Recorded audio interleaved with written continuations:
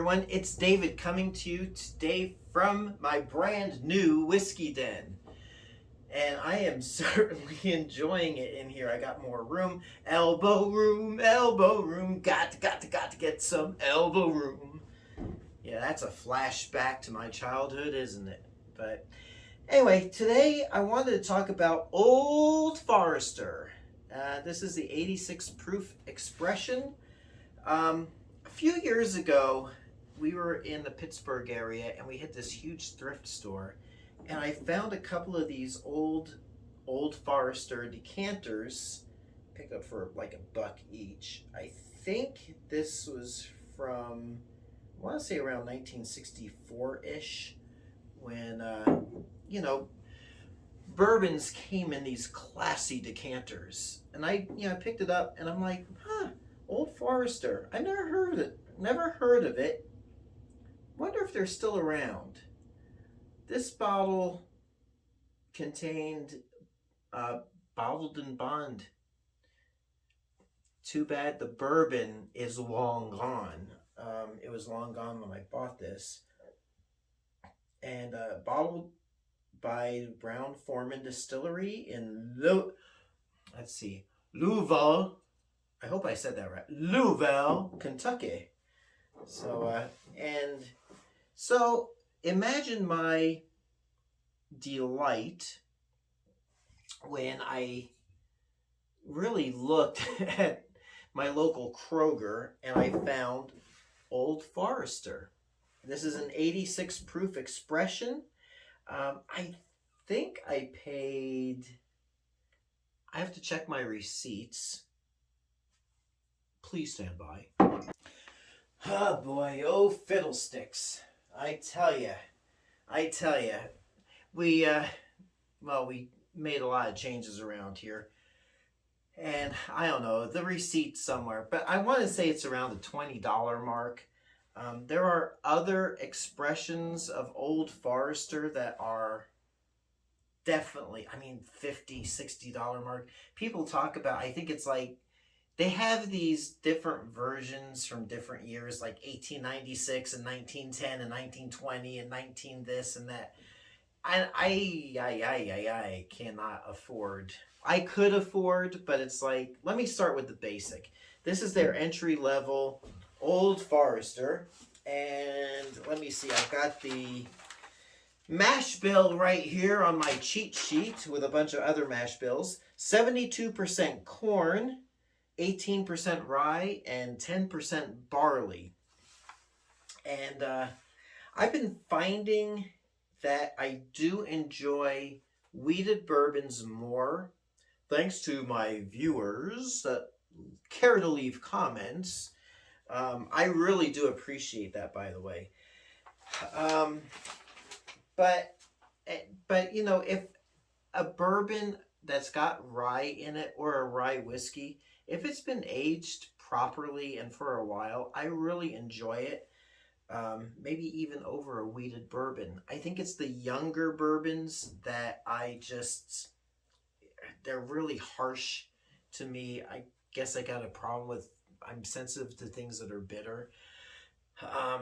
Anywho, enough for that rambling.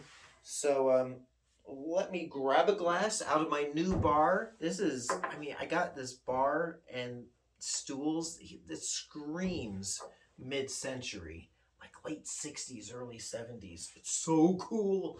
I'll post pictures to my Whiskey Den Facebook group.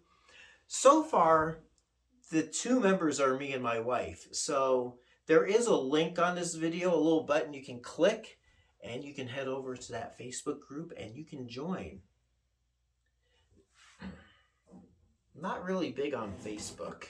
I'm looking at other areas as well, like TikTok, but don't expect to see me do like a quick change video or anything like that. So, this is got a screw top, and some folks have commented on bourbons, and it's like they got the screw top as opposed to a cork, and you know what? The packaging is nice, but let's see what's in the bottle. And did I say this? I think this costs around 20 bucks, which is a nice value. But we'll see how it goes. All right, all right, all right, all right. I can't do 3 all rights because then I'm getting into wild turkey territory. Yeah, it's a nice, to me, it's a nice medium amber. It's darker than some other bourbons in this age range, price range, and I can't find the age statement. I think it's around 4 years. It's at least 4 years. I read on a website, if you can't find the age statement on the Old Forester, that means it's been aged a minimum of 4 years. But it has a nice spiciness to the nose. I'm trying to use all my whiskey review words, my vocabulary I've been building.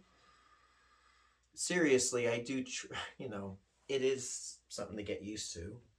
Not that it doesn't smell good, but it's nice on the nose. It is really good. Nice smell.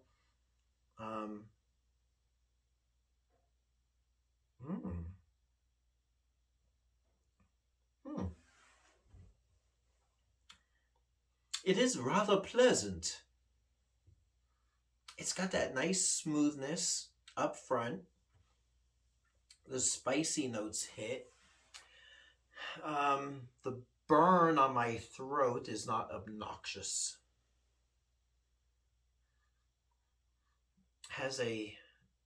It does have a bit of a, maybe mixed in with that spice, like an ethanol-ish type of deal going on. Are those the right words? Am I using the correct terminology? I read it on the internet, so it must be true.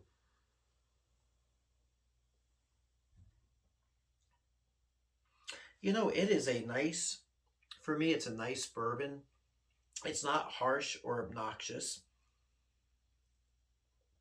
It is decent. I would like to search out, well, the Kroger in Mansfield. I don't have to look far, but it's got a nice, it is a nice, more elevated, I think, type of bourbon. Mid-range. It's not as, how do I say this?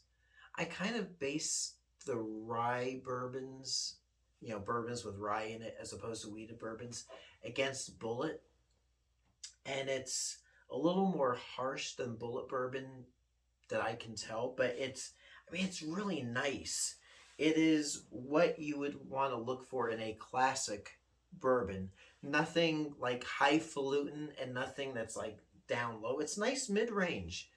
And for me, it'd be a nice alternative to Bullet, even though Bullet's at 90 proof. This is 86. What's a couple of percentage points between friends, huh? But it's really good. And that rye stands out. How much rye was in this? Let's go back to the cheat sheet. Rye, Old Forester, 18% rye. So it's got a nice hearty rye content to it. Not as high rye as some, but it's a good beefy amount of rye. Actually, the mash bill is on par with Woodford Reserve. So if you're looking for maybe a poor man's Woodford Reserve, I would go for the Old Forester. I don't know what else to say. Good deal, good times, and you know what? I gotta mount this. It rings the bell. Ring that bell. I gotta put this up somewhere. I gotta find a place so when I find a bourbon that I really like, I can ring the bell. So anyway, there you go. So until next time, it's David coming to you from my whiskey den here in Central Ohio. And as always, I hope your next pour is your best pour, and we'll catch you later, suckers! Hey everyone, if you like what you see, please like and subscribe so you can be notified of future videos as they drop. Thanks for watching.